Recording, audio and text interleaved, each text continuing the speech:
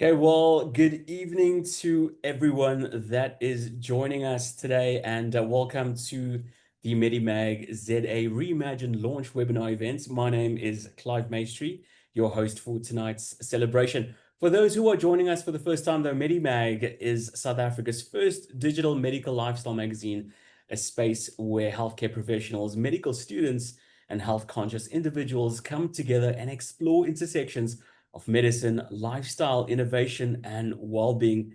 We share stories of course, with expert insights and inspiring voices that shape the future of healthcare.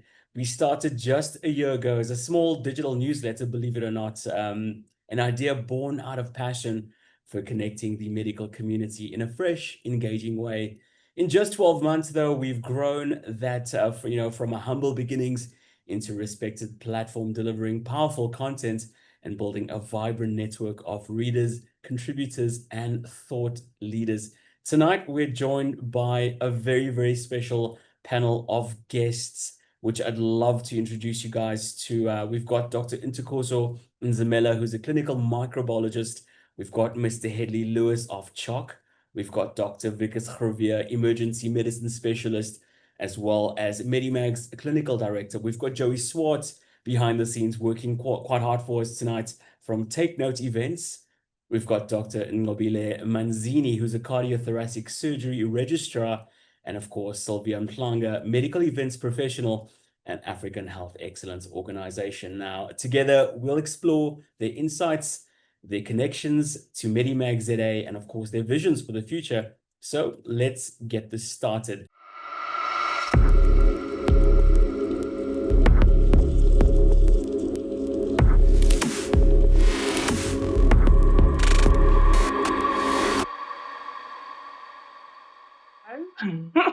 Good evening, Dr. Manzini. How are you doing? Oh, I'm doing well. Thank you very much for having us on this platform. Doc, so we of course chatting the big Reimagined launch this evening. Tell us a bit more about yourself, though. All right. So I'm Ngobile. I'm a first daughter of Mr. and Mrs. Manzini. I basically am currently based in Cape Town, but I grew up in KZN at Tempangeni. It's close to Richards Bay. I'm a mom of one, Sia, a 6-year-old boy.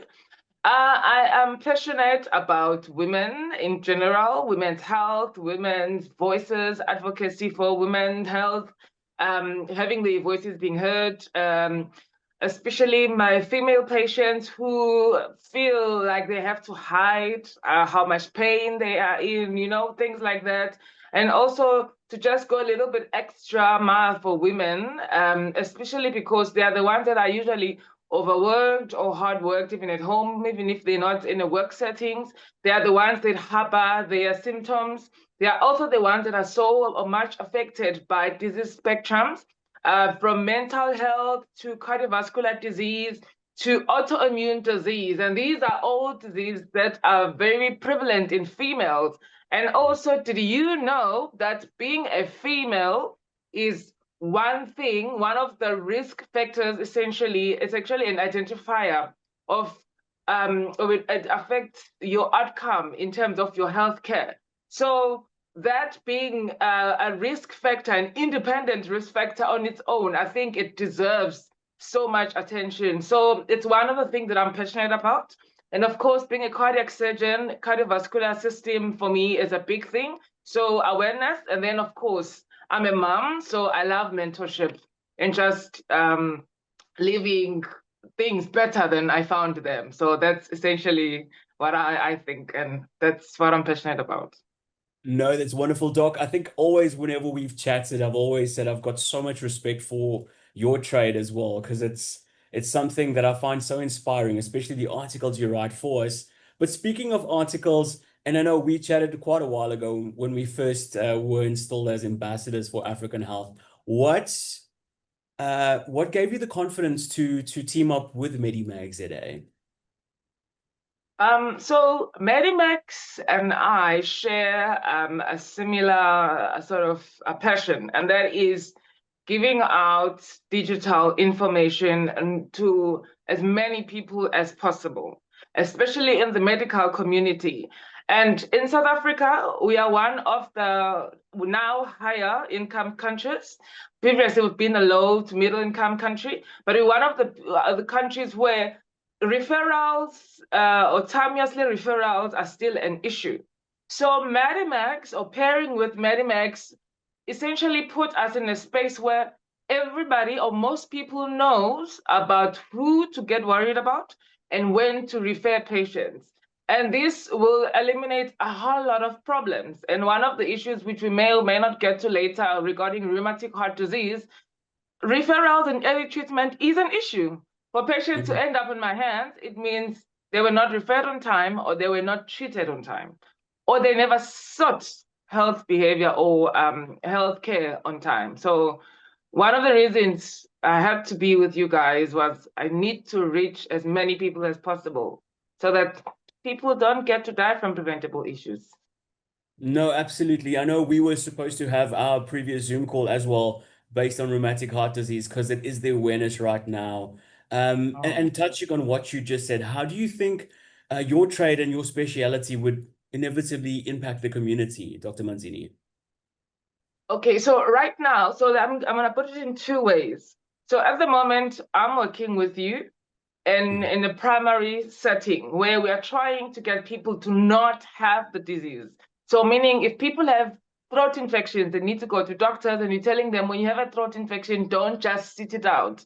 It might be something that needs serious intervention, you know? So that is a primary sort of level. But then my level where I am now in terms of the surgical part, because by the time you're reaching surgery, it means you didn't have healthcare early enough, or it was not adequately treated. So you have suffered the consequences or complications of the rheumatic fever, which ends up in rheumatic valvular disease or rheumatic heart disease, which is where I come in, where people have heart failure, young people around the ages of 40 who are economically contributing or active, who are now taken out of the working environment because of heart failure, and they're unable to now do their daily activities, you know, of activities of daily living, or they're unable to work.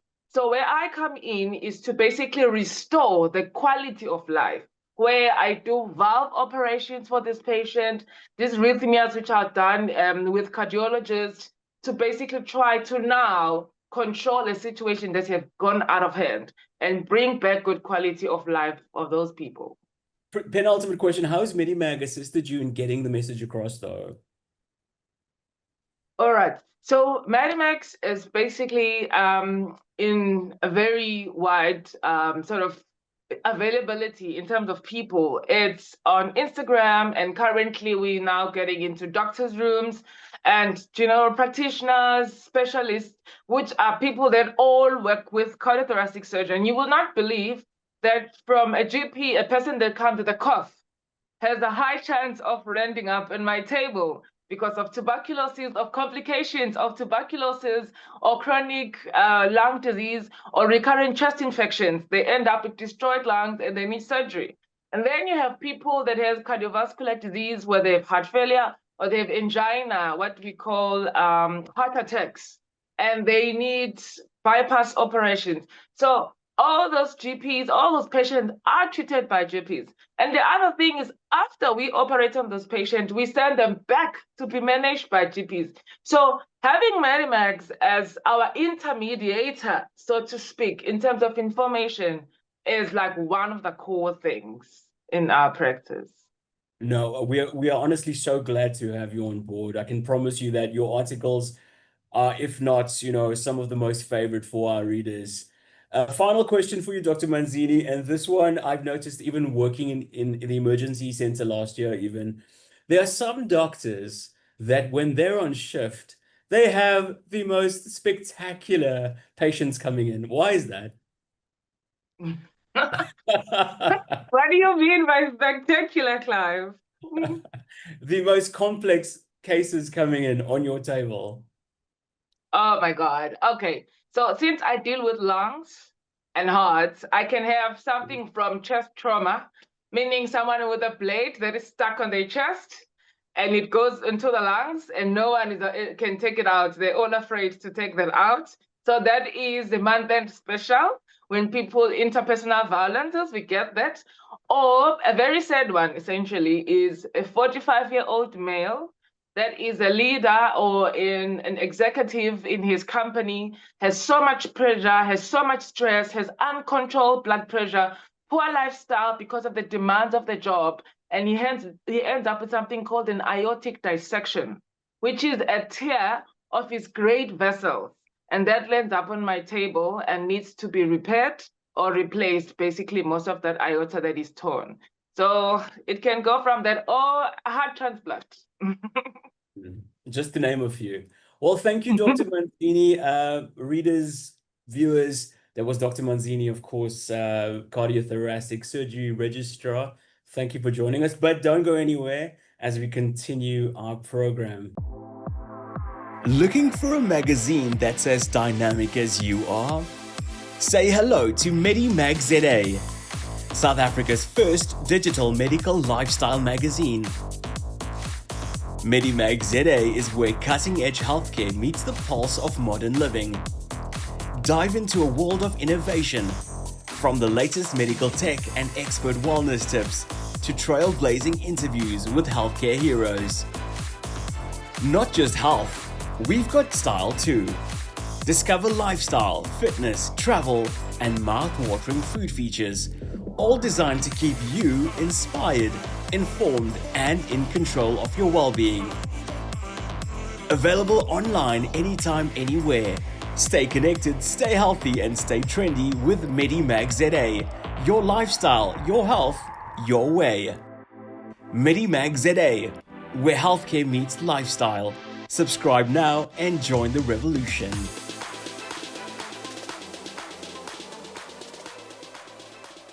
Mr. Hedley Lewis, we connected early in the year. Mr. Lewis is from CHOC, Children's Association of Cancer, joining us this evening. Mr. Hedley, welcome to the panel. Thanks so much. It's really a privilege to be a part of the panel, but just more importantly, to be part of your family and have the ongoing support from you and your listeners, and most importantly, your readers. Mr. Hedley Lewis, can you give us a brief history of CHOC for those of us that don't really know what the organization is about? Absolutely. So thanks so much for the opportunity. CHOC is a 46-year-old organization that started because parents whose family was going through the likes of childhood cancer, and what they were really looking for is someone to have a shared, to engage on shared experiences. So their questions were in the vicinity of, if you've got a child that may be going through cancer treatment, but is it normal for the sibling to have challenges and stresses and anxieties? Is it normal that the patient may have worries or concerns about their family or their parents? And it really started 46 years ago when Julian and Sadie Cutland, together with a whole lot of other founders, really stepped up and said, for us, they were looking for a community of like-minded individuals sadly going through cancer treatment or life-threatening blood disorder treatment, and they were looking for people with similar conversations or someone to lean on. Throughout the 46 years ago, we've grown immensely from a group of founders that thought it was just about leaning on one another, thinking about similar aspects of the treatment, to becoming a national organization, an organization that has four main facets. The one area really is around the psychosocial involvement. And for us, a lot of us should never know the traumatic experience, the anxiety and the stresses of a family that is going through either having childhood cancer treatment or being treated for other life-threatening blood disorders. And that is one of the aspects, as you heard, is one of the psychosocial stresses that a family may go through. So across the country, we've got 19 psychosocial members, social workers or social auxiliary workers placed within the pediatric oncology unit under the MDT team, fully paid and supported by the donors, by those that help CHOC, there to travel the journey with the families from the time of diagnosis or even pre-diagnosis, all the way to where that journey may go. And sadly, we know that any cancer can either turn towards those that become survivors or families that may lose loved ones. So the role of the social workers is to engage and see how they can assist, making sure that the family environment is looked after, the patient's psyche is supported with debriefing, counseling, and awareness of what that treatment is. For a lot of us, some of these acronyms are like wowzers. Never mind someone that speaks a different language. For a lot of us, when you should hear the trauma of leukemia or radiology or things, it's like something out of a movie. And that fishbowl experience of like, just don't know where I'm going to now. No. Oh. Sorry, have you heard have I been? Yes. You just went off on the last bit there. No worries. Okay. So for these families, these psychosocial members travel the journey with them. The next component is really patient and parent support structures that are there continually to support these families. And once it's about leaning on one another. I always say that I may be a father, but I'm not a father with an experience of a child that has gone through the journey. So it's important that fathers may lean on fathers, children and patients will lean on one another. And that environment really and hopefully reduces some of the anxieties with being able to share the experiences. The next are some of the easier items really to conceptualize. And the first really is the care bag. Most people think that a care bag is something that's nice to have. It definitely is, but it gears that family up with materials, patient handbooks, parent information, and then it includes the likes of toothpaste, toothbrushes, and various other nice things that will excite the child as well as be practical within their treatment journeys. But the thing that most people don't realize is that we try and level the playing field as much as possible. And what do we mean by that, really? Most of us today would have had a cup of coffee, 30 or 45 Rand, anywhere in that vicinity. That 45 Rand or 30 Rand could be the difference between a family's child getting treatment or not. For us, we're an augmentative body, so we augment the medical fraternity within the medical infrastructure, within the pediatric oncology unit. But many a time you hear that a family that may be able to get that R1,000,000 worth of treatment, the 45 Rand to get on a taxi is just something they may not have. Or they may have to decide, is it food for home or transport for a child that's going to be treated? So we want to alleviate the opportunity for them to have to make these further difficult discussions, alleviate financial burdens that they may need to have to encounter due to the nature of this traumatic journey. So transport is a big thing, and we spend in excess of over R1 million, and this year we spent over 1.4 million Rand just assisting families getting to the pediatric oncology unit or clinics and support in that nature. The next area is really transport from the houses to the hospitals. So every single day, the houses have vehicles that go up and down, making sure that while the child and the parents are within our care and in our augmentative care for the medical fraternity, they have the opportunity to have, once again, another free service. So everything that we do is absolutely free. There's absolutely no cost. And people always say, well, what happens if I've got money or I don't have money? For us, our social workers may do a financial analysis to help the families, definitely not for us. And none of our services require any payment from any patient, regardless of status or financial standing within our country. So wherever they are, from house to hospital, every day, as many times as necessary, they will get free travel and free transport. The next is just as well known, and that's really the houses that are placed across the country close to the 13 academic hospitals. These families have the opportunity to stay in these houses at absolutely, once again, no cost. People may say to us, well, how long do they stay for? When do they arrive and when do they come? Do I make the decisions?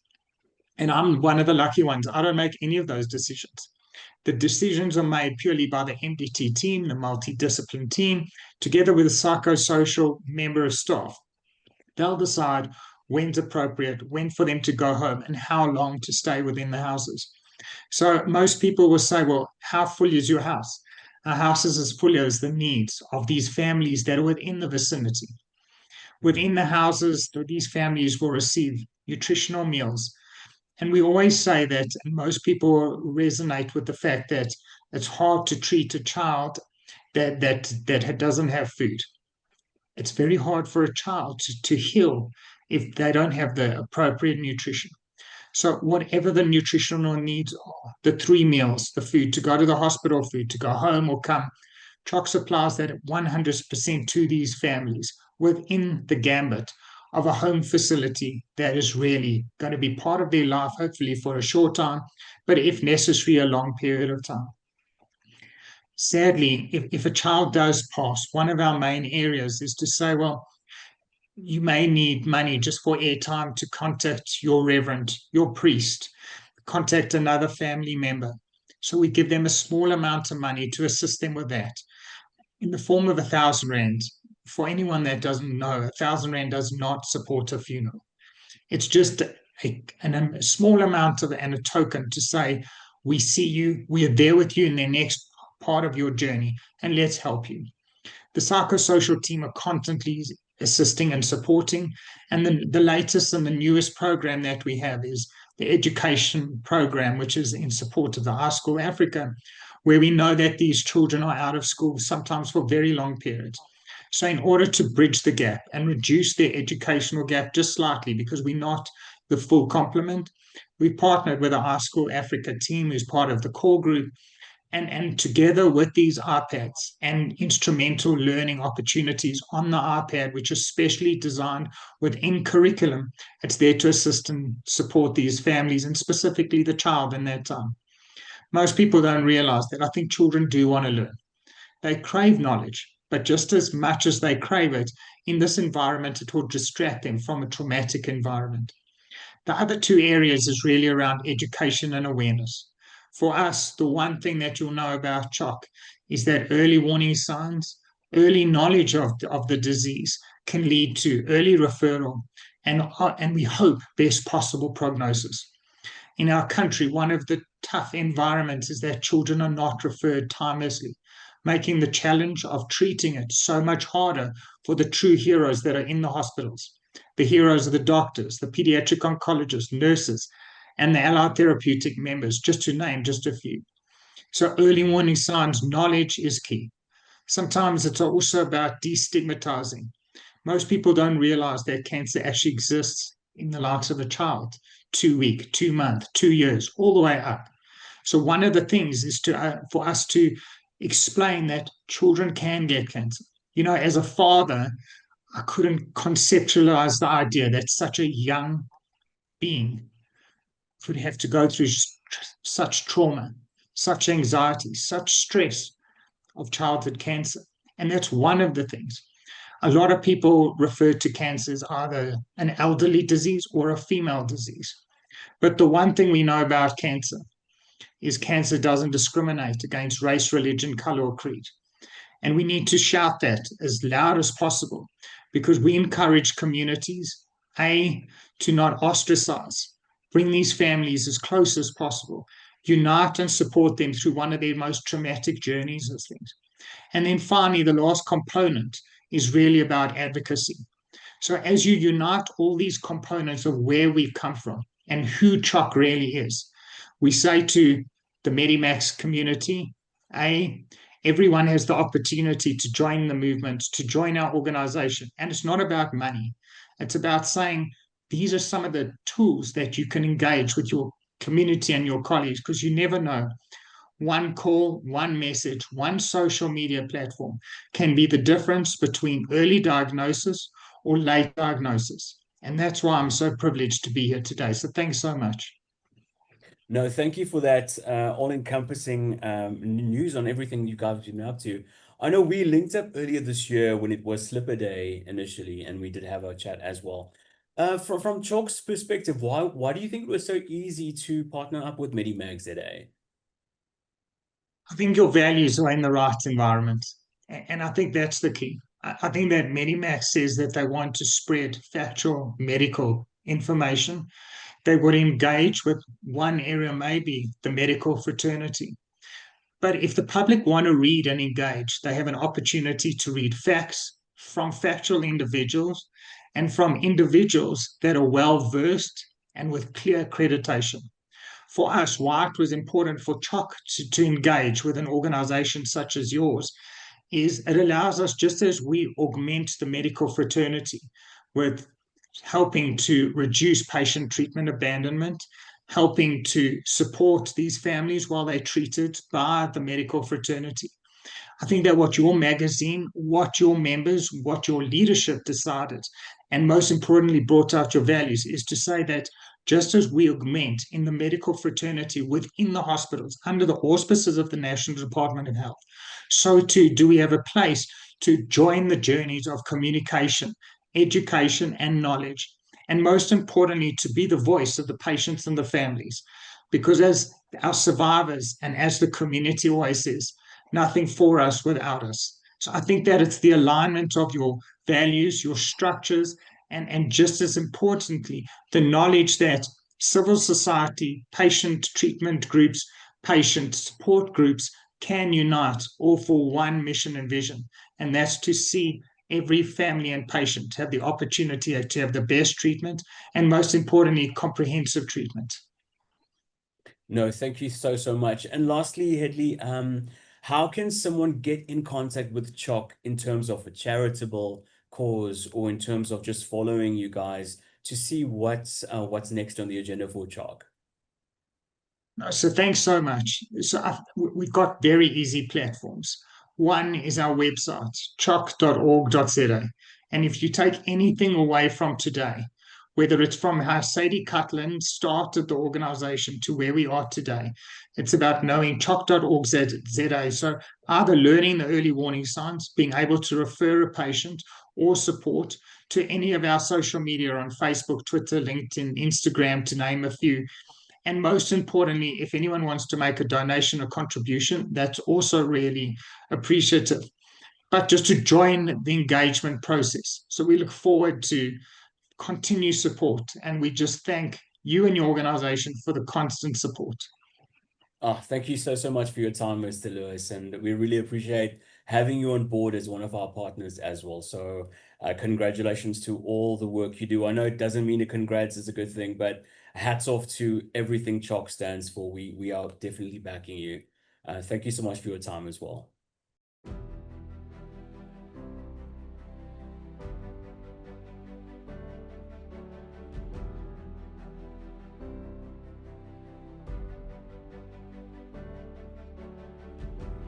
Keeping more than hope alive, CHOC is a non-profit organization that advocates for the health and well-being of children and teenagers diagnosed with cancer or life-threatening blood disorders.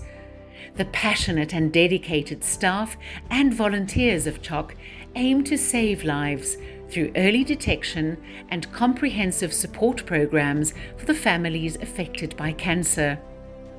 CHOC provides accommodation facilities around South Africa, which are close to pediatric oncology units and become a home away from home. CHOC also has a fleet of vehicles which offer reliable transportation to the different treatment centres.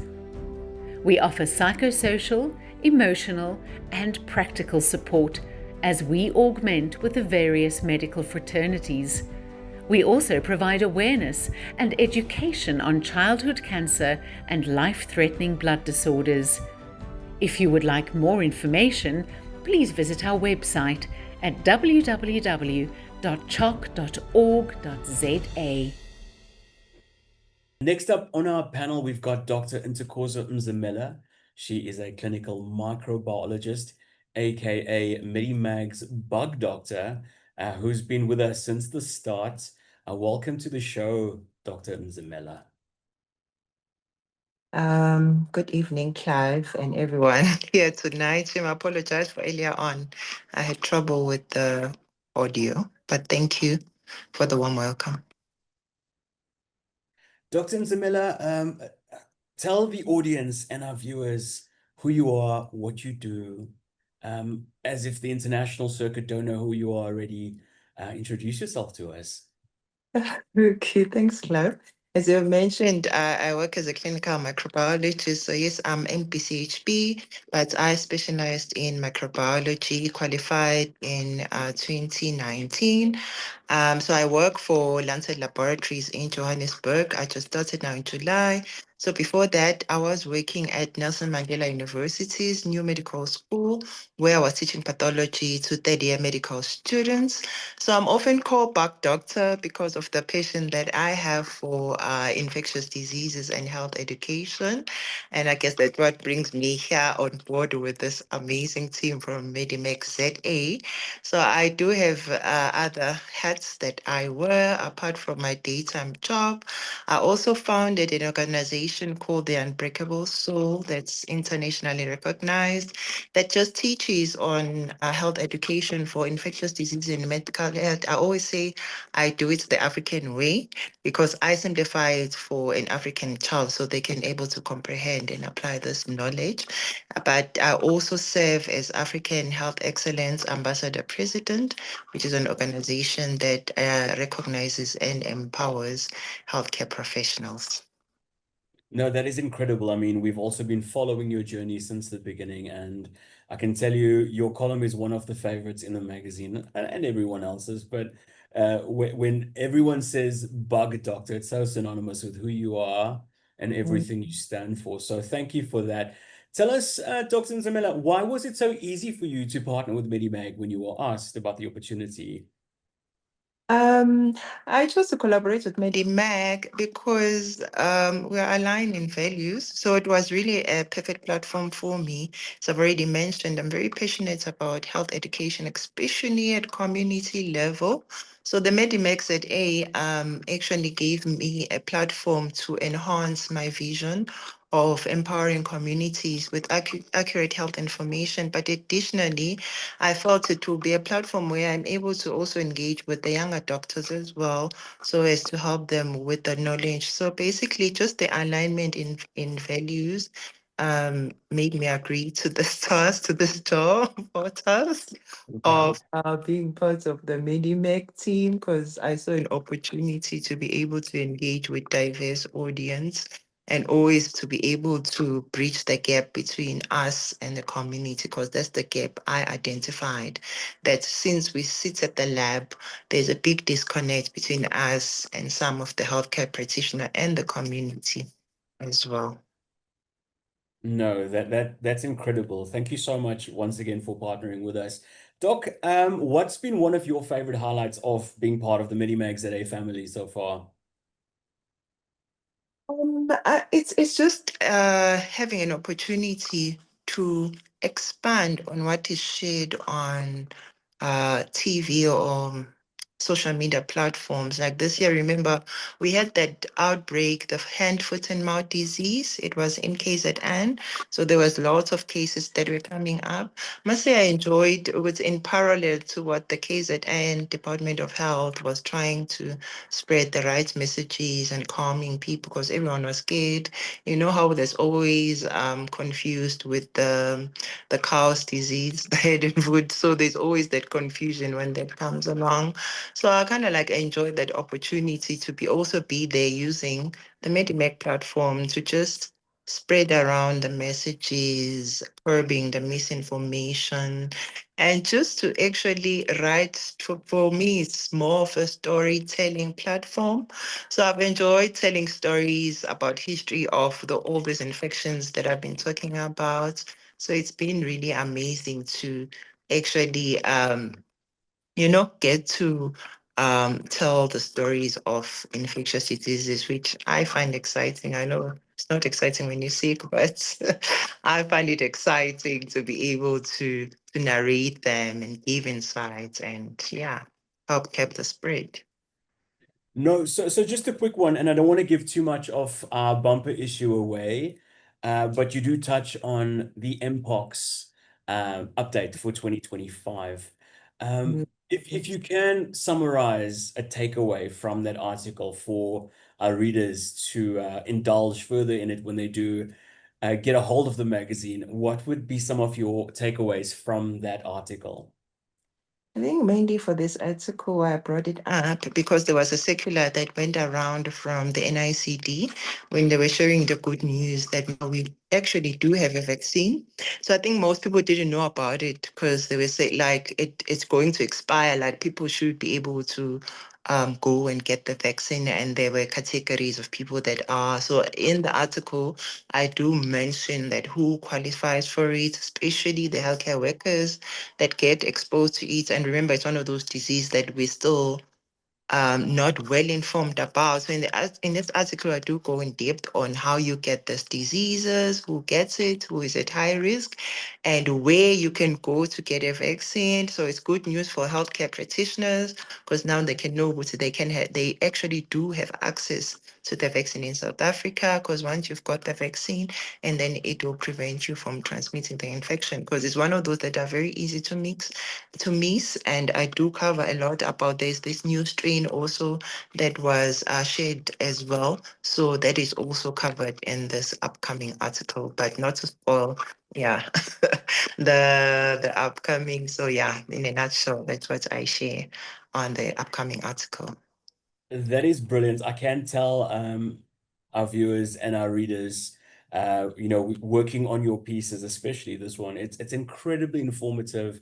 And I think because it's coming from such a clinical space via professional, it's things that you may have heard in passing that could have been, old wives' tales, but it's literally debunked in this article. So get yourself that magazine as soon as it launches later this evening. But thank you, Dr. Mzamela. How can someone follow you, get in contact with you? And lastly, what are you up to next? We know African health is taking up quite a big chunk of the pie of your time. Oh, yes, indeed. So they can find me on social media platforms. I am on Facebook, LinkedIn, TikTok, Instagram. In Instagram and TikTok, I go by Dr. Ntokozo _ the Buck Doctor. And then on Facebook and LinkedIn is Ntokozo Nomaswa Zimzimela. Yes, so with regards to Africa Health Excellence, we're very excited because now it's the adjudication process. So we're getting ready to announce the finalists. And in September, we've actually moved the dates we're going to announce soon because we received so many, almost 1,000 nominations. So it's been a journey and a half to actually pick up the finalists. So we're excited about that. And we're also excited about the Golf Day we're hosting in Durban, where we will be having medical practitioners together playing golf. Some of us don't know how to play the sport. We're going to be learning. In September, there are people coming to teach us how to play golf, but additionally, there will be other organizations or companies or business who come to share with us.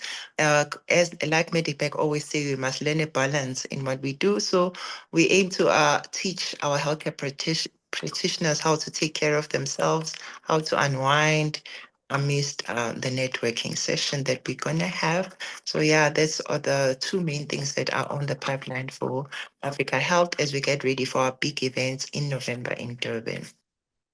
No, that is phenomenal. I can tell the panel as well and our listeners, being an ambassador for African Health for the Northern Cape, I'll also be sharing tidbits going through getting closer to that main event happening in Durban at the end of this year. So thank you so much, Dr. Mzamela, for your time, and thank you for joining us.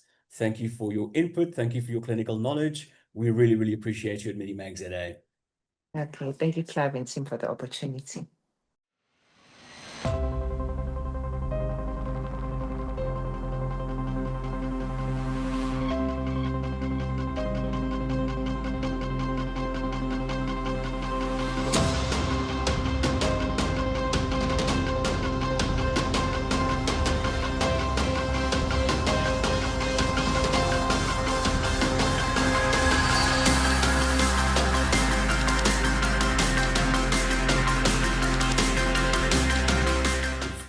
Joey Swart and Lindy van der Merwe joining us this evening. Hi, Joey. Hi, everyone. Nice to be here. Joey, tell us a bit more about Take Note events. You guys are incredibly busy, so we want to hear everything.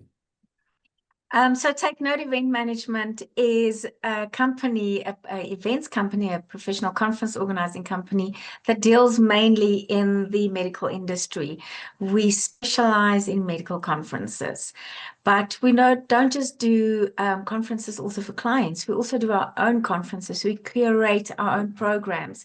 And one of our passions is to train and educate and empower healthcare professionals in running financially strong, effective businesses. So you go to university, you get your medical degree, you are so excited, you're going to start your practice. And then you walk into a business and you have no idea where to start. You don't know where to start with the finances, with your HR, with social media management and marketing. How are you going to do that? Is the HBCSA going to slap you? So what we do is we bring key people together. We collaborate with a whole lot of people, and we then bring these people in to come and present and teach our healthcare providers and professionals on how to run effective, efficient businesses. But then, yes, we do the conferences, and all I can say is Take Note Events does spectacular conferences. We love in-person events, and for all of the doctors here and the healthcare providers here, we are the people that you want to pull in to do your events for you, and we do amazing events. So please go and look at our website, look at our Instagram profiles, look at our LinkedIn profiles. We've got all of our amazing events there for the general surgeons, ophthalmology, and we also we've got we did infectious diseases, pulmonology, cochlear implant, and we're doing an amazing event, a cochlear implant family day later in the year, where we're also bringing a little bit of the empowerment bit of our business in, where we want to help these children from the age from 0 to 6 with the that had just gotten the cochlear implants. That's Lindy's baby. She is going to be dealing with that one, where we are having this family day to educate these new parents that's been thrown into this turmoil of their child not hearing and then getting this implant and what they have to do with that. So we've got this beautiful family day planned where we are going to assist the parents to connect with each other to build a little community where they can feel protected and have the assistance that they require. So we at Take Note Events, we do all kinds of events. We just did a beautiful Women's Day, and we are here to do your events for you and to help with educating and empowering our healthcare providers. No, I think it's so phenomenal. I mean, especially the giving back, it really, really stands out, and hats off to you as well, Joey. Tell me something. Why we basically had a chat earlier in the year. Why was it so easy for Take Note to say yes to MEDIMAGZA to be one of our media partners per se? Well, we are always open to collaborate. And when you approached us and said, collaborate with us, we said, yes, that sounds like something we want to do. So what we do is that all of these events that we host, especially our own curated events, we have a videographer on board that records the sessions for us. And we've got CPD accreditation on all of our topics, and most of them are ethics topics. So that is always nice for the doctors to have, because I know you guys are always looking for ethics points. It's so harsh, and HBCSA has been a little bit all over the place just yet. If there's anybody from the HBCSA, yeah, I'm sorry. But we have gotten into this collaboration with MEDIMAGZ to provide some content, CPD accredited content, so that we can, if you need to up your CPD points, because we know it's a struggle, you've got an easy way to get it through MEDIMAGZ, where we've got quality recorded, not done by Joey, by the way, a proper videographer that knows his stuff, recorded presentations that you can get CPD points on. And that's why we love collaborating with MEDIMAGZ. They give us some advertising, which we love always. But yes, we are there to provide a service to you as healthcare providers to get to stay with your CPD points. So yeah, that's why we love collaborating with MEDIMAGZ. And I think I love the vibrant colors and the way that the magazine is being put together. So Clive, well done on that. You've got a very beautiful magazine that's high tech and easy to read and to work through. And yeah, that's why we love collaborating with you. Thank you so much. We love collaborating with you as well. Thank you as well for those really, really amazing curated CPD events that you share with us as well for our readers. Just the clinical knowledge that goes into it and the acumen, it's second to none. So congrats on that one, Joey. Lastly, is there anything that we can look forward to from Take Note for the latter part of the year? And also if any of our doctors here want to get in touch with you in terms of hosting or even collaborating for an event, how do they go about doing that? Well, just go and have a look at our website. All of our events are on our website, and we've really got some nice conferences that we do that's discipline specific. But then we have a look out also for our events on business related topics on our website, takenoteevents.co.za. You can also contact me on joey@takenoteevents.co.za. We are on Instagram, we're on LinkedIn, we're on Facebook. And then if you want us to host an event for you, please make contact with us. We will really and truly make a beautiful event for you. We assist with all of the requirements from budgeting and sponsorships and venue and logistics and all of that. So we are your one-stop shop, and we will make your next event spectacular. I love that tagline. It's so good. If you didn't have it, we would have stolen it for us. So, you know. You may use it. Thank you so much, Joey, and Take Note Events. Of course, Take Note is our facilitator for the evening, minus the gremlins in the system. But thank you so much once again, Joey. Thank you so much, Clive. Transform your waiting room into a space of value, not just time. Introducing MEDIMAGZA, South Africa's premier digital medical lifestyle magazine, now available right in your practice. With one sleek acrylic stand and an easy-to-scan QR code, your patients get full access to engaging, educational, and credible content curated by South African doctors, from wellness to lifestyle, mental health, and more. And for you, a CPD-accredited version delivered monthly and linked to your MP number. No setup hassles, no hidden costs, just a smart modern way to engage, educate, and empower every patient visit. Upgrade your waiting room today. Moving on to a doctor this time, one of our columnists, and he's also the clinical director for MEDIMAGZA. I'm talking about Dr. Wikus Groewe. He's the emergency medicine specialist as well. Welcome to the panel, Doc. Hi, everyone, and thank you for allowing me this opportunity. No, tell us a bit more about yourself for the viewers that don't know who you are and what you do.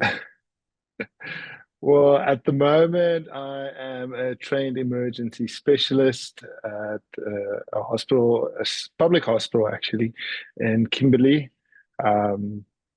I've been there for a while, so basically acting as the head of the department, providing my skills with my colleague, obviously. This is definitely not something that you can do alone. And basically looking after patients that are in their dyers needing some form of medical intervention to take them to the next step so that they can get definitive care and ultimately, hopefully, go home without any detrimental complications due to their critical presentation. No, that's fantastic. I was in the emergency center for most of last year, as you know. Why one thing that we need to debunk, why can we not call the emergency center a trauma unit? Well, look, trauma, if you talk about trauma, you immediately think about either a car accident and the injuries involved in the car accident, or someone that might have been assaulted or stabbed. And it is part of what we do in an emergency center, but it's not the full picture because it's just one aspect of emergency medicine. And ultimately, what makes emergency medicine a specialty, actually a super specialty when it comes to treating patients, is that we look after that patient from the moment they walk in with whatever complication they might be presenting with, and keeping them essentially alive at times till the required department can actually take over, making basically almost packaging the patient. I know patients are not packages, but to simplify it, to package that patient for the accepting department so that they can actually do what they can do, allowing that patient to survive to get that treatment that they truly, truly need. And that's basically what we do. And it's not just trauma, like I said. Ultimately, it goes from patients with heart disease. Seeing we had a heart specialist here, looking at patients with heart valvular diseases, looking at patients with all different kinds of bugs, from pneumonia to influenza, and then ultimately also looking at patients that, from what we've heard from CHOC, looking at those patients that actually sometimes the family, even though they understand the end outcome, especially if it is a disease that isn't truly any more treatable, looking at palliative care, but also looking at the dignity of that patient when they do come in, making sure that they're fine until that we can get a space for them in the hospital, especially if the family is really unsure on how to help them in their last few minutes, few days, to look after those patients. Tell me something. So when we first introduced you to MEDIMAG as one of the board members to sit on the clinical panel, why was it so easy for you to say yes?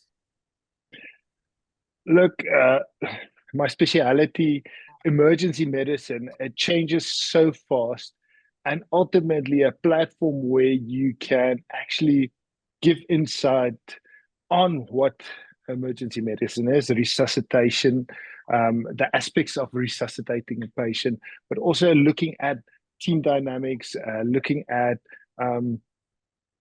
caring for a patient in their dire.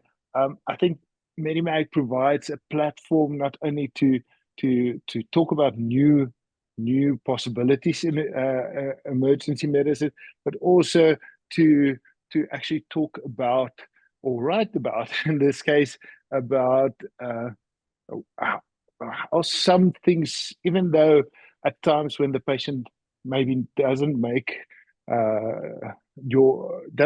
it, even with all the efforts that you put in to save that patient's life, that you still get something from that. There's some degree of a lesson or life experience, even though it's quite sad, to get that life experience in such a way it actually uplifts you in the long run and makes you stronger to carry on, so that you can take the next step and look after the next patient and the next and the next, and still provide that dignity, that support, and the best possible outcome for your next patient. No, definitely. I really, really believe that.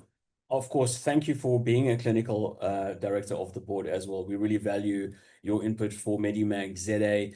Final question, Doc. I mean, being in the emergency center last year as well, working alongside obviously quite a few top doctors, including yourself, Does it take a special brand of person to work in emergency like it would with cardiothoracics or clinical medicine in particular? Because when we did lose a patient per se, it was the bereavement room, explaining to the family what had happened. Because in those moments, I don't think the family member or the loved one hears what you're saying because they've lost someone they've known forever. Does it take a special brand of person to almost not take that home with you? I know in some of your articles you talk about the aftermath of losing a patient. What's your take on that? Look, I think it's obviously not easy, and part of it comes through experience and exposure. And ultimately, it's not nice to be exposed to death. I don't think anyone enjoys seeing either a loved one pass away, a patient pass away, whichever situation you find yourself. And it's important to find, and this is exactly what MEDIMAG is actually also providing, find a way to mentally and physically let go of that stress, that anxiety of what happened to that patient. Is it your fault? Did I do the right thing? Could I have done better? It actually, that aspect of being able to go back home and take a breath, go through what happened, and always remember in the end that it's not necessary. It's not because you didn't do what you could do. Sometimes it's just giving the basic to that patient and giving the best that you could have done for that patient. To ultimately, that is what you need to take home, and that is what you need to keep in mind when dealing with death on a regular basis. And then, the general thing: take your holiday. Always take your holiday. Have fun outside of work.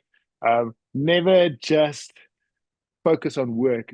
Have some support structure that you can go back to eventually after that difficult day, and have those people also know and understand, look, we're there for you and we love you, and you're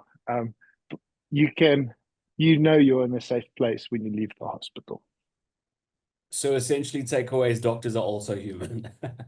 Yes, doctors are human. Please, we're not Superman, even though we do things that go beyond what even Superman is capable of. We really are not Superman or X-Men or whatever superhero you can think about. We are truly human, and it comes down to that we got the opportunity to actually give back ultimately. No, thank you so much for your time, Doc. And for the readers, I can tell you the next column with conversations with a resuscitationist is not going to be short of, you might need a box of Kleenex. That's all I'm going to say. So you definitely want to grab the next issue. But thank you for your time and your clinical knowledge and your acumen as well, Doc. Next up on the program, we're going to cross to one of our VIP guests. She's been a writer with us and, of course, quite a close companion of MEDIMAGZA. I'm talking about Edith Mhlongo. Let's have a listen to what she has to say. Hello everybody, my name is Edith Mhlongo, the public relation practitioner and also the 2025 ambassador for the African Health Excellence Organization. I'm so excited to be part of this relaunch of the MEDIMAGZA. You know what, being the VIP guest that will be partaking in this session means the world to me. I am so excited.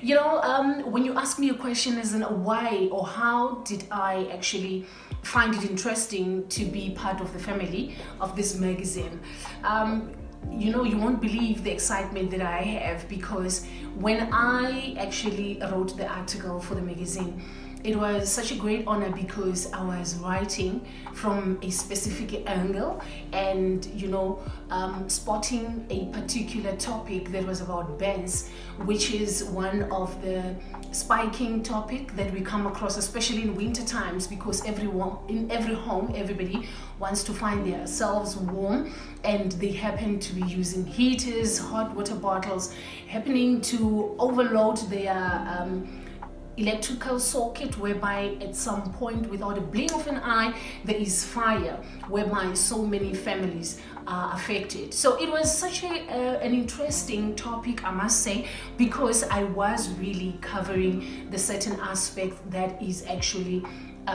heads up when it comes to winter times. So yeah, I really enjoyed being part of the family.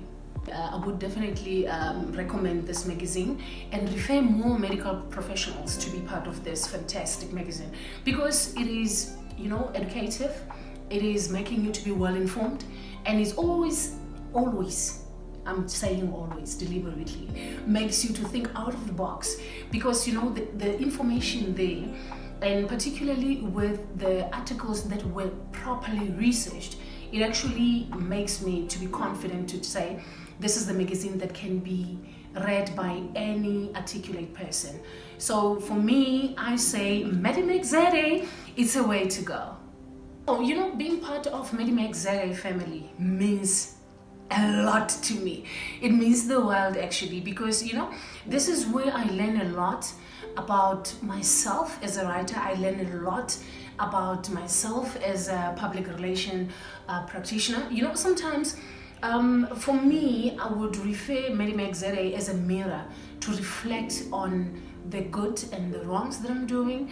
And you know, in life, we always learn every day. So for me, yes, I feel like MEDIMAGZA, it's another platform of schooling, and I really enjoy it so much.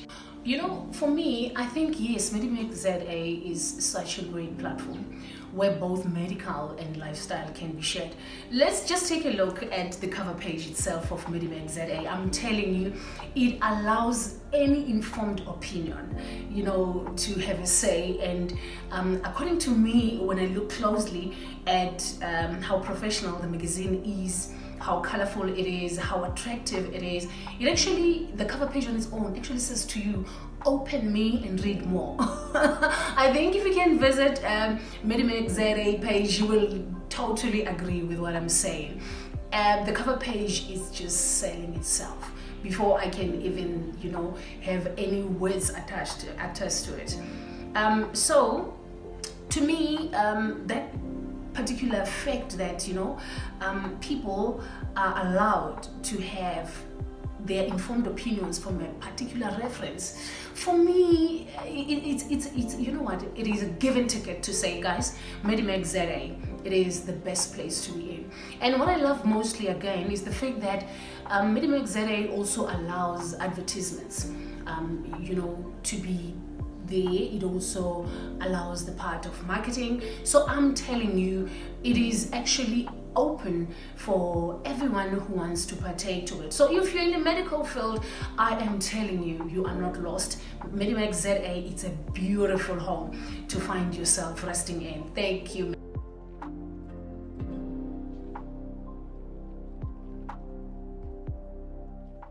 I can tell you she has been a great contributor for MEDIMAG, and she's one of our VIPs as well. So we'll definitely link that video up when this entire chat is done.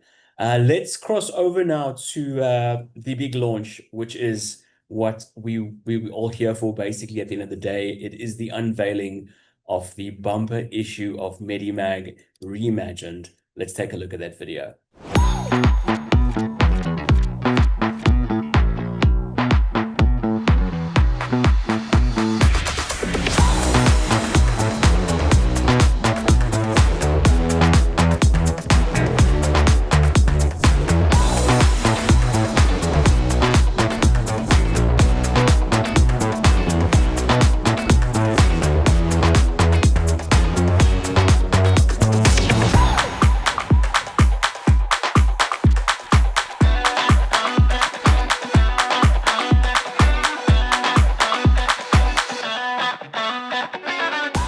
In a nutshell, though, it was time to launch the August-September bumper issue. It was reimagined as we needed to recreate a few things and make it even better for everyone.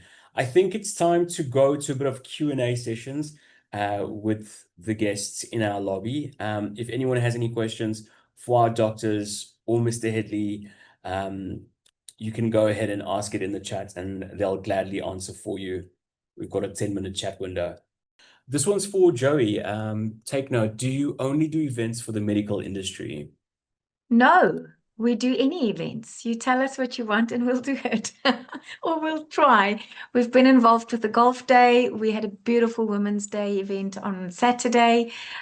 We've got this cochlear implant family day, which is more a family orientated event, nothing to do with necessarily medical industry. But no, we can do any event that you want. Talk to us, tell us what you want, and we will see how we can make it happen for you. I've got a question on WhatsApp for someone that can't chat in the box. It's for Dr. Manzini. They want to know what's the difference between a stent and a bypass. Okay, essentially, we're looking at coronary artery disease where a person's heart, the heart has its own blood vessels. So just like any organ, heart is a muscle, and therefore it also needs provision of nutrients and oxygen and so forth. So the vessels are called coronaries.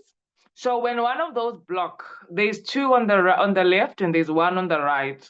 So in total, there's three of them, and they have their branches, which might be big or not necessarily so. So when one of those coronary arteries block, sometimes they have a simple blockage. Maybe there's just a blockage or a narrowing in one area, which may be easier to put in a stent. And then you find that the cardiologist, which our colleagues who work together with them, they would put in a stent and then open up that area of stenosis. So whether to decide if like that someone has something that's called a chronic enjamming, they've been having this for years, it's not like a new thing. They're just having chest pain now when they start working or they start walking. So that's one area. So they can have a stent. So whether to decide whether to have a stent or a CABG, which is the open heart surgery, and you have a bypass, we look at the lesion, meaning the stenosis, where it is, and how much of it is there, like how much vessel is involved.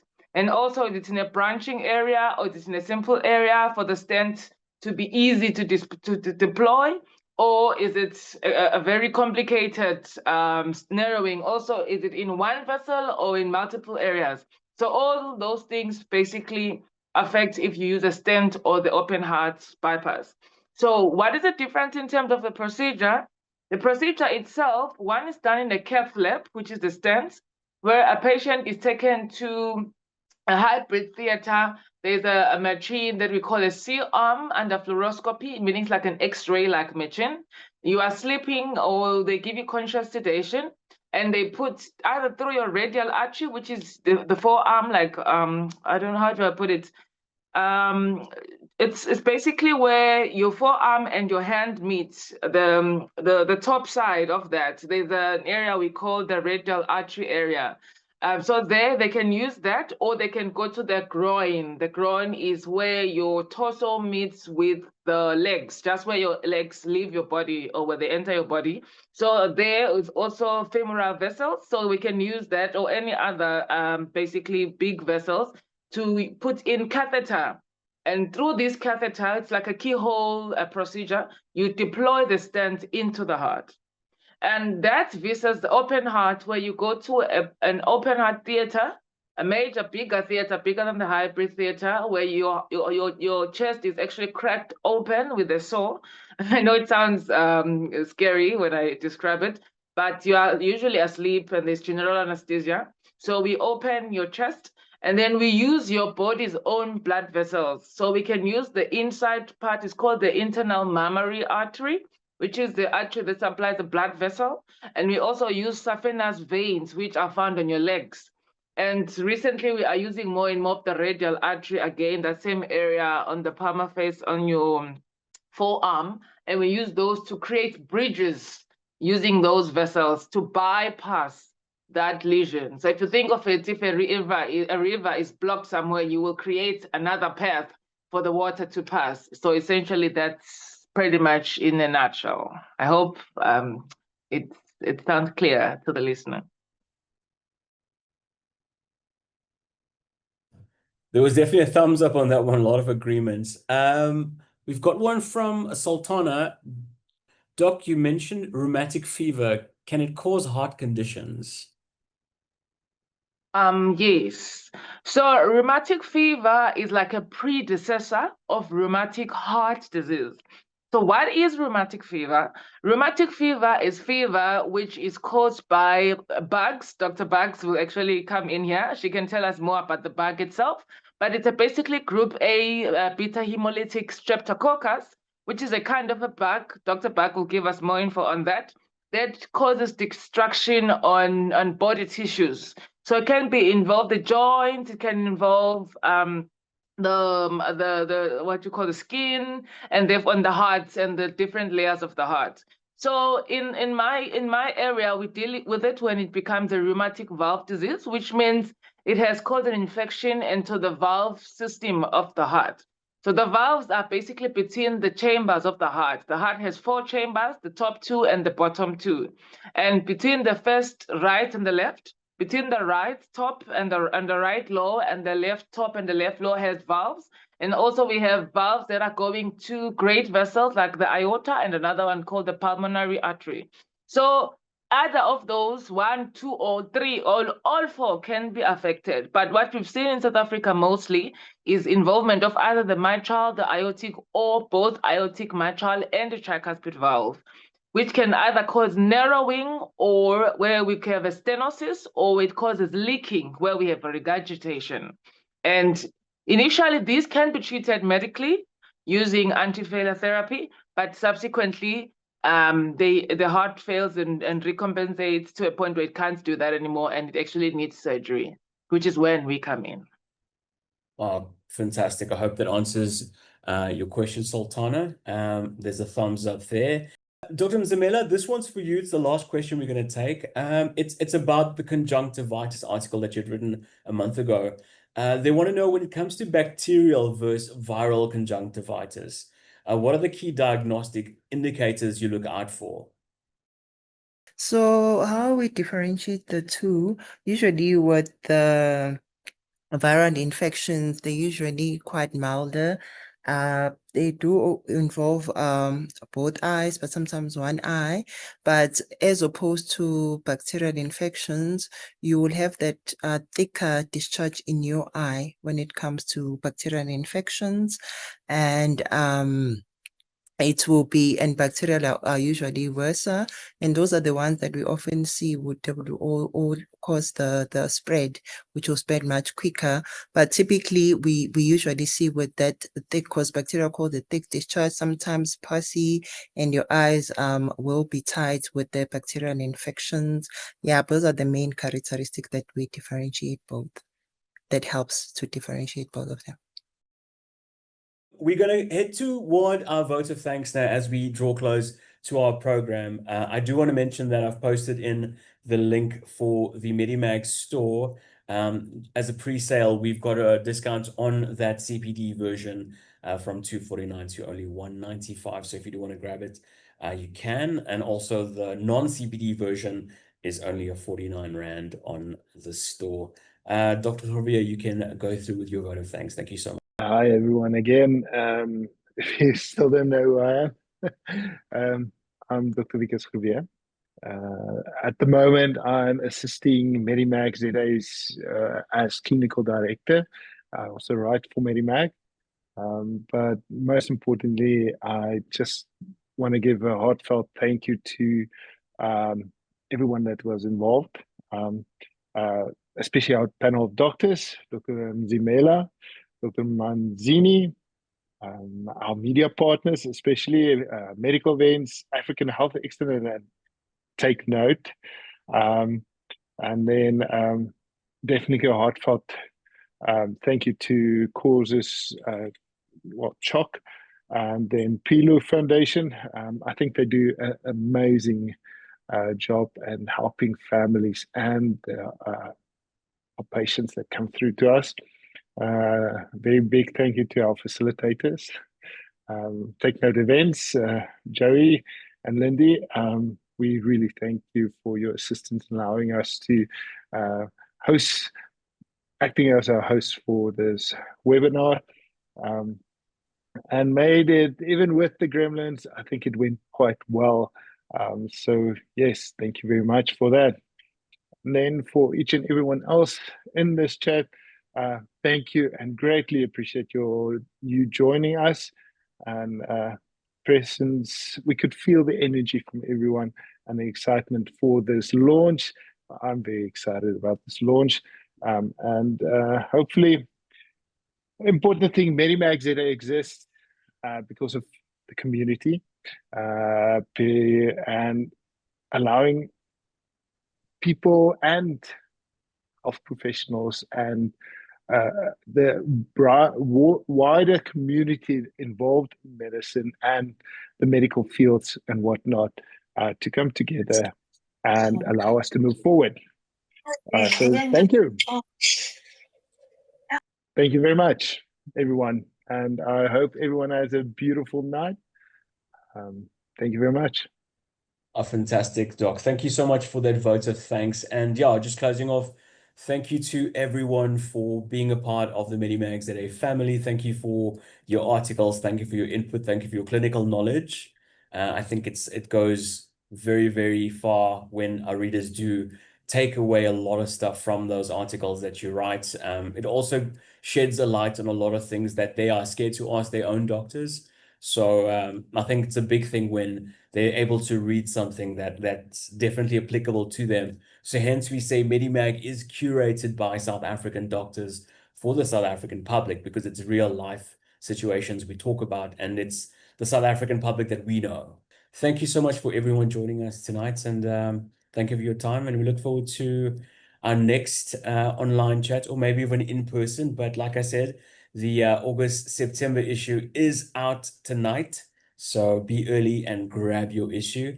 Thank you so much once again, everyone. Have a beautiful night further.